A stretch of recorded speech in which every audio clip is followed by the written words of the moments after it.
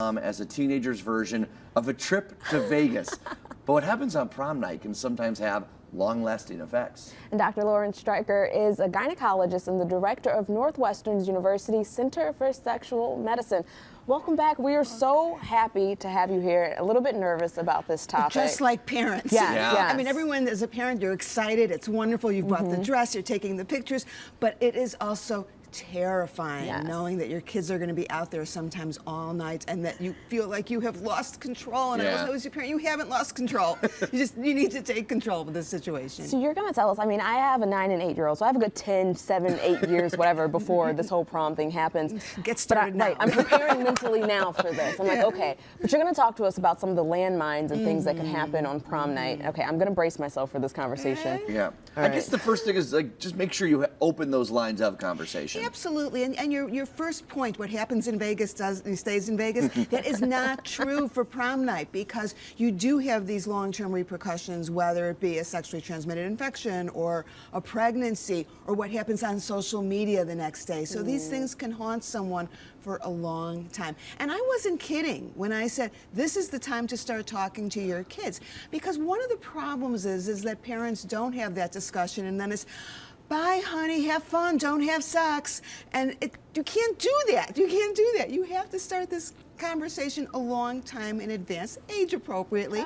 But what we do know is abstinence education doesn't work. It doesn't change anything. It doesn't stop teens from having sex. And in fact, what studies have shown is that the pregnancy and sexually transmitted infection rate is higher in kids who've only been taught abstinence because they don't have the right information. The proper education, right. That's right. And when we look in other countries where kids are given good information, their pregnancy rates are lower. They are not having sex any sooner. And one of the statistics that I think really surprises people, they're thinking, okay, is my teen going to lose their virginity on prom night?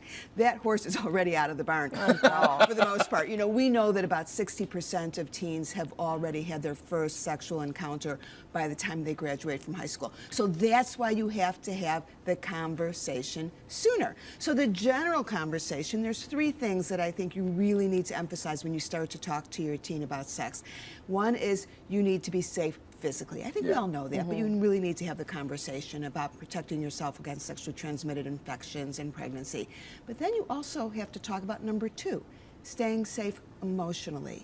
And fortunately, studies show that most first encounters are with a long-term, boyfriend or girlfriend. It's not a random hookup. But having said that, the conversation has to take place. That this isn't just about your physical safety, it is about your long-term emotional safety. Well, especially, I mean, sex complicates things for adults too. That's but when you are in an emotional state of a teenager, when that moment happens, or and afterwards, that is a really vulnerable time for kids. And then there's number 3 that is just not talked about enough, particularly with the girls. This isn't about pleasing some boy. If and when you decide to become sexually active, this is a relationship thing. This is mutual pleasure. This is about you feeling good about what you have done physically and emotionally.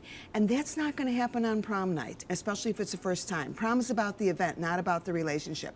So the message to say to your kid is not don't have sex, it's don't have sex for the first time on prom night. Right. And let's talk about being safe on prom night, because you don't want something to happen that the kid is going to really, really regret down the road. And when you say to your kid, don't have sex on prom night, they're like, okay, right, yeah, fine. Right. But when you say, no, we're not talking about having sex.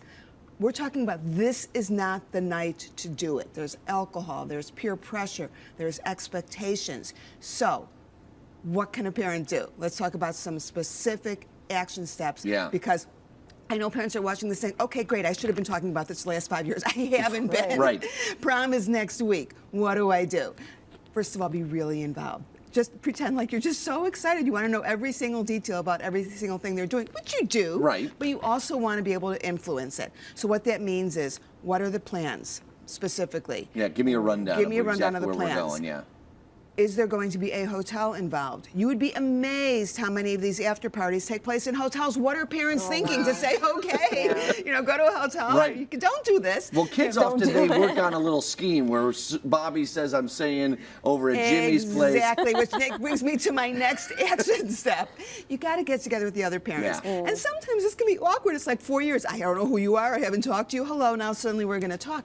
But trust me, all the parents are having the same concerns, and they will be very happy when the parents kind of get together. You still have time to say, let's, come to my house for coffee. Let's talk about what's going to happen on prom night, so that the kid doesn't come home and say, well, everyone else is doing that, and her parents said it's okay.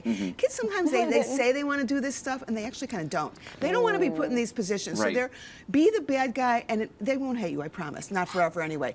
And make sure you know where they're going. Cell phone numbers. Okay, you've got your own kid's cell phone number. Get the date's cell phone number. Get the cell phone numbers of at least 2 other people that they're going to be with. Oh yeah, my mom used to do that all the time. She had everybody's phone number, would call. If you didn't answer, she was calling this person. Yeah, I'm going to call your friends if you don't pick up. Stop. That's right. But make sure that the other parents are involved, and make sure that you have the conversation about alcohol. Yeah. About what to do if something doesn't go your way. A lot of times, especially the girls, they're put in these situations, and keep in mind the girls are not always seniors. Sometimes they're younger. They're 15 or 16, they're going out with a senior, and they find themselves, they think they're going to be able to handle this just fine.